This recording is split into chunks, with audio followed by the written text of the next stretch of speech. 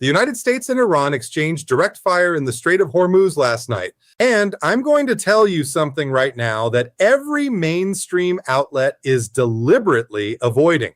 This was not a measured response. This was not taps of love. What happened in that strait last night was an act of war. And the fact that we're still calling it a ceasefire tells you everything you need to know about how broken our information environment has become. 3 American destroyers were attacked. The Iranian Revolutionary Guards fired missiles, launched UAVs, and sent fast attack boats toward USS Truckton, USS Rafael Peralta, and USS Mason. And Washington responded with strikes along Iran's southern coast. Let me be perfectly clear. When 2 militaries are exchanging missiles in one of the most strategically critical waterways on the planet, we are not in a ceasefire. We are in a war that nobody in Washington has the political courage to name. Having served in military intelligence, having studied how governments manage perception during active conflict, I can tell you with absolute certainty what is happening here. Both sides, Washington and throne, are engaged in a carefully choreographed performance designed to avoid the political consequences of admitting what everyone on the ground already knows. This is no longer a cold confrontation. The guns are hot, the missiles are flying, and the men on those destroyers are not out there on a diplomatic cruise. Let me walk you through exactly what happened, because the details matter enormously, and the mainstream press is burying the most important ones. The 3 destroyers involved, Arleigh Burke-class guided missile destroyers, the workhorses of the United States Navy, were transiting the Strait of Hormuz as part of ongoing American maritime security operations in the Gulf. These are not small vessels. Each Discover More Document Translation Services Real-Time Translation Language Translation Service 1 stretches more than 150 meters in length and carries some of the most sophisticated defensive weapon systems ever deployed at sea. They carry standard missiles capable of intercepting ballistic and cruise missiles at extended ranges. They carry the Sea Sparrow system for medium-range threats. And if anything somehow penetrates those 2 layers, they have the Phalanx close-in weapon system, a radar-G guided 20mm Gatling cannon capable of firing 4,500 rounds per minute. These ships were built specifically to survive exactly the kind of attack Iran launched last night. And they did survive it. Not because Iran has weakened them, but because Iran was never trying to sink them. That is the part that the pundits on cable news are missing entirely. Iran does not need to sink an American destroyer to win this engagement. In my time as a weapons inspector, I learned something fundamental about how states like Iran think strategically. They are not playing the same game Washington is playing.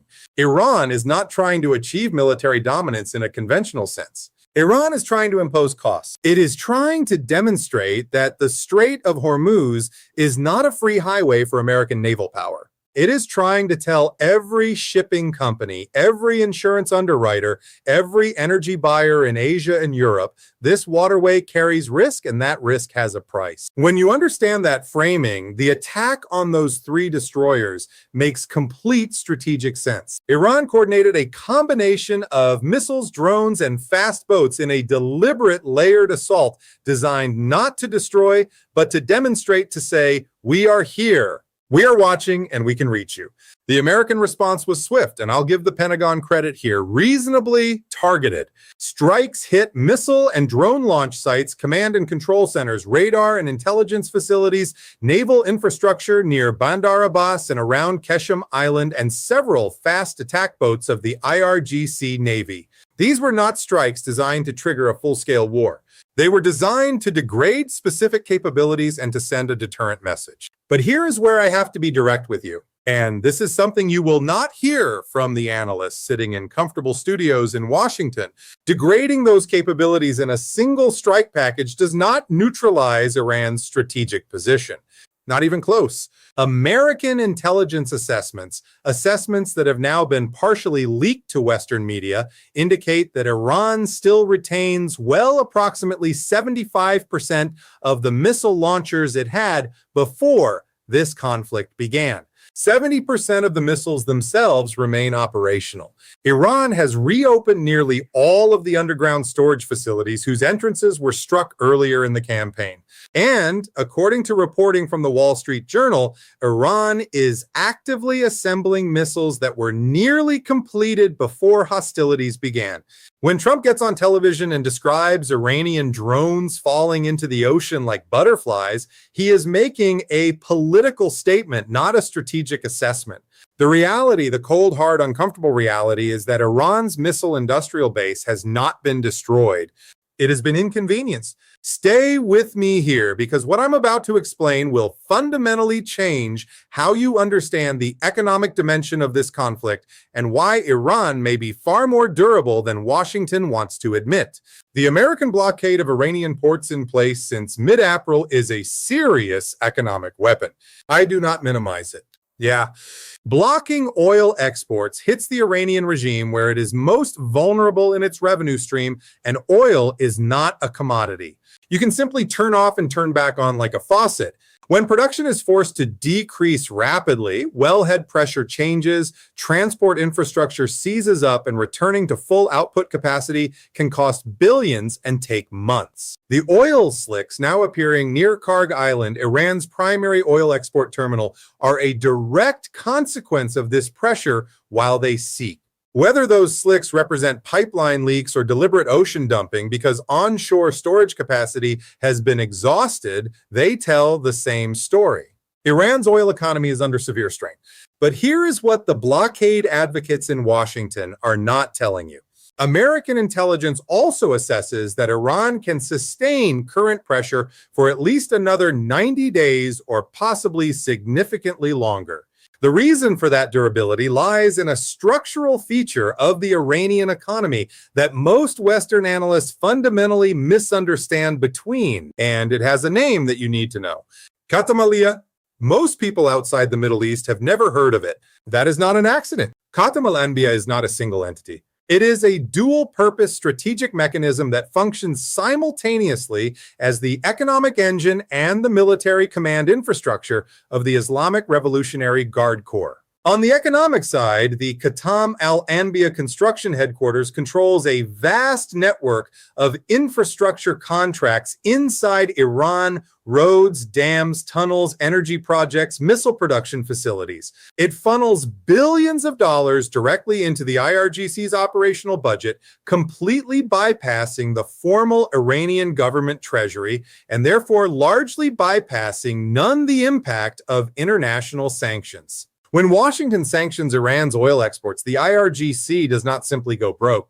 It reaches into its internal economy and the construction empire it has built over decades and keeps operating. This is why the blockade, as effective as it is, has not produced the rapid economic collapse that some in Washington predicted. On the military side, Khatam al-Anbiya operates an emergency command structure, a central coordinating headquarters that integrates the Iranian army, the Revolutionary Guards, internal security forces, and the Maritime Operational Command managing the current confrontation in Hormuz. This is not a simple chain of command. This is a redundant distributed command architecture deliberately designed to survive targeted strikes on individual nodes. When Israel and the United States strike commanders within this system, they are doing real damage to Iran's decision-making tempo. I am not dismissing those strikes but the architecture itself is still standing, and Iran is already replacing eliminated commanders with the next tier of officers who have been trained for exactly this contingency. Which brings me to the underground facilities. And this is where things get genuinely alarming. New satellite imagery from commercial providers has identified what appears to be significant activity at a deep underground complex inside Iran, including the apparent blocking of tunnel entrances in ways consistent with efforts to conceal materials or equipment from aerial observation. The Institute for Science and International Security has flagged this site as one that has never been subjected to international inspection.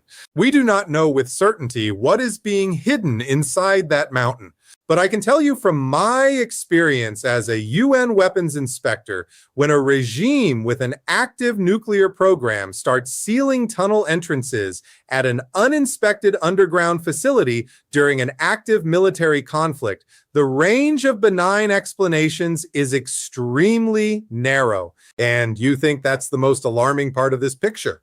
It isn't. Not even close. Keep watching, because the next layer of this situation is where the entire strategic logic of this conflict starts to unravel in ways that should terrify everyone paying attention. Let me talk about the Strait of Hormuz itself, because I do not think most people have a visceral understanding of what is actually at stake in that narrow body of water. The strait at its narrowest point is approximately 33 kilometers wide. Through it passes roughly a quarter of the world's seaborne oil trade. Not American oil, not just Middle Eastern oil. The energy supply for Japan, South Korea, India, China, most of Southeast Asia, large portions of Europe, all of it transits through that choke point. When the IRGC sends fast boats toward American destroyers in that strait, it is not just attacking the United States Navy. It is holding a gun to the head of the global economy. And Tehran knows that this is not an accident of geography. Iran has spent 30 years building a military doctrine specifically designed to exploit that geographic reality.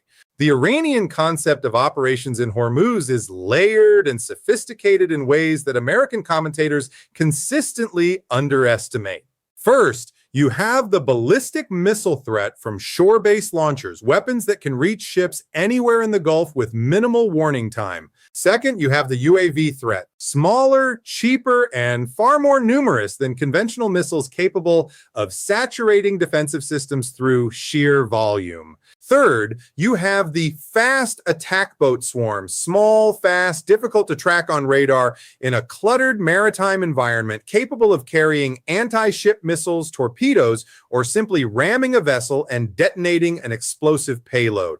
And fourth, and this is the element that rarely gets discussed, you have the mines. Iran has one of the largest naval mine inventories in the world. Deploying those mines in the shipping lanes of Hormuz does not require a single soldier to fire a single shot. It simply requires a boat, darkness, and patience. Any one of these systems is manageable. All four simultaneously, coordinated by a command structure that is still operational despite weeks of American strikes, represents a genuine threat to freedom of navigation in one of the most critical waterways on Earth. This is why the USS Truxtun, the USS Rafael Peralta, and the USS Mason are not just 3 ships on a patrol. They are a statement. They are Washington saying, we will not allow Iran to close this strait. We will transit it under fire if necessary. We will absorb the political cost of an incident to demonstrate that the passage remains open. That is a defensible strategic position, but it is also an enormously high-stakes gamble because the deterrent only works if Iran believes the United States will actually escalate in response to a serious strike. And right now, with Trump describing the exchange as taps of love and insisting the ceasefire remains intact, despite an active exchange of missiles, Tehran has every reason to question whether that escalatory commitment is real. Having spent years studying how intelligence agencies analyze adversary decision-making, I can tell you how the IRGC commanders read that statement. They do not read it as reassurance. They read it as ambiguity. And in strategic competition, ambiguity does not produce caution. It produces probing. It produces another test slightly more aggressive than the last one, designed to map the exact boundaries of American tolerance. And the night before last, that is precisely what they did. They probed. They found the boundary. And now they are calculating whether they can push it further. The incident with the MT Hasna tells you something critical about where American operational thinking is right now. An Iranian tanker attempting to break the blockade was intercepted by an FA-18 Super Hornet launched from the USS Abraham Lincoln. The aircraft did not sink the tanker. It fired its 20mm cannon at the ship's steering system, a precision shot designed to disable without destroying. That is a message calibrated to a millimeter. It says, we see you. We can stop you, and we are choosing not to kill you today. It is designed to communicate resolve while preserving diplomatic space. But it is also a message that has an expiration date. You can only fire warning shots so many times before the other side stops believing that warning shots are all you have. The reports that Saudi Arabia and Kuwait initially restricted American use of their bases and airspace during this phase of operations is a detail that deserves far more attention than it has received. Those restrictions, even if subsequently lifted, tell you something fundamental about the political dynamics surrounding this conflict. The Gulf states want Iran weakened. They want the IRGC degraded. They want the missile threat neutralized, but they are terrified of Iranian retaliation. The strikes on Abu Dhabi and Dubai, the activation of air defense systems over the Emirates, the explosions near energy infrastructure, these are Iran's answer to Gulf state cooperation with Washington. Tehran is delivering a message directly to Riyadh and Kuwait City. Your cooperation with the Americans makes you a target, and that message is being received. This is the strategic trap that the United States has walked into in the Gulf, and it is one that I have watched American planners repeatedly fail to fully account for across 3 decades of Middle East engagement. You cannot build a regional coalition against Iran while simultaneously allowing Iran to credibly threaten every member of that coalition. The Gulf states are not going to openly partner with American military operations if the price of that partnership is Iranian ballistic missiles landing near their oil terminals. And without that regional partnership, without basing rights, overflight permissions, intelligence sharing, logistical support, American power projection into the Gulf becomes significantly more difficult, more expensive, and more exposed. What the mainstream media will not tell you. What the briefers in Washington's comfortable offices are glossing over is that Iran has spent the last 20 years preparing for exactly this moment. Not to win a conventional war against the United States. Iran is not stupid. They know they cannot match the American carrier strike groups in a straight fight. What they have prepared for is a war of exhaustion, a war of costs, a war designed to make American military presence in the Gulf so politically and economically expensive that Washington eventually decides the price is too high. And right now, with oil prices rising, with insurance premiums for Hormuz transit spiking, with hundreds of commercial ships already diverting or waiting at anchorage, Iran's strategy is producing measurable results. Let me be clear about what we know and what we don't know, because precision matters enormously here, and the media is doing a catastrophically poor job of drawing that distinction. What we know is this: satellite imagery from commercial providers has identified recent activity at a deep underground complex inside Iran that has never been subjected to international inspection. The activity includes what appears to be the deliberate blocking or sealing of tunnel entrances, a pattern that, in my professional judgment, is consistent with efforts to conceal materials, equipment, or ongoing work from aerial observation. The Institute for Science and International Security has flagged this site specifically. What we don't know is exactly what is inside that mountain. We don't know whether it contains enriched uranium stockpiles, whether it houses centrifuge arrays, whether it is a warhead assembly facility, or whether it contains something else entirely. But here is what my 2 decades of experience in this field have taught me. When a regime that has a documented history of concealing nuclear activities from international inspectors start sealing tunnel entrances during an active military conflict, when they believe the world's attention is focused on missiles and destroyers in the strait, they are not doing it because they have nothing to hide. The intelligence community's current assessment, it partially leaked to Western media over the past several days, adds critical context to this picture. According to those assessments, Iran has retained approximately 70% of its missiles and 75% of its missile launchers. It has reopened nearly all of the underground storage facilities whose surface entrances were struck during American bombing campaigns. It is actively assembling missiles from components that were in various stages of completion when hostilities began. And here is the detail that should make every arms control professional's blood run cold. The assessments also indicate that Iran possesses significantly more enriched uranium and a significantly larger number of operational centrifuges than pre-conflict estimates suggested. Let that sink in for a moment. Despite weeks of American and Israeli strikes that have been described in Washington as historic, as unprecedented in their scope and precision, Iran's nuclear infrastructure is more intact than our intelligence community thought it was before the bombs started falling. That is not a minor footnote. That is a fundamental indictment of the strategic assumptions that justified this entire campaign.